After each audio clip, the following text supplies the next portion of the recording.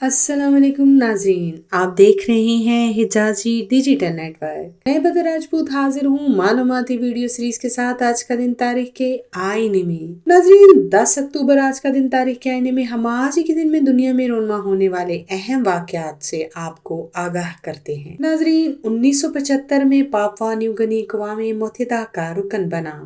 2009 میں پاکستان کے شہر راولپنڈی میں بری فوج کے صدر دفتر GHQ پر دہشت گردوں کے حملے میں 13 افراد ہلاک ہو گئے۔ 2015 میں ترکی کے دارالحکومت انقرہ میں مرکزی ریلوے اسٹیشن کے نزدیک بم دھماکے میں 102 افراد ہلاک اور 400 سے زائد زخمی ہوئے۔ 1910 میں پہلی بار آل انڈیا ہندی کانفرنس کا انعقاد ہوا۔ 1942 میں سوویت یونین نے آسٹریلیا کے ساتھ اپنے سفارتی تعلقات کی شروعات کی۔ 1964 کو ٹوکیو میں ہوئے اولمپک کھیلوں کو پہلی مرتبہ دوردرشن پر نشر کیا گیا۔ 1971 کو امریکہ کے ایریزونا کے لیک ہواسو شہر میں لندن برج دوبارہ تعمیر کیا گیا۔ 1986 کو سین سلواڈور میں 7.5 کی شدت کا زلزلہ آنے سے 1500 لوگوں کی اموات ہوئی۔ 1990 میں امریکہ کا 67 انسانی خلائی مشن ڈسکوری 11 خلا سے واپس آیا۔ 2005 میں انجیلا مورکل جرمنی کی پہلی خاتون چانسلر بنی۔ ناظرین، آج کی معلوماتی ویڈیو آپ کو کیسی لگی اپنی رائے سے ضرور آگاہ کیجیے گا۔ ہمارے چینل کو دیکھنے کا بہت بہت شکریہ۔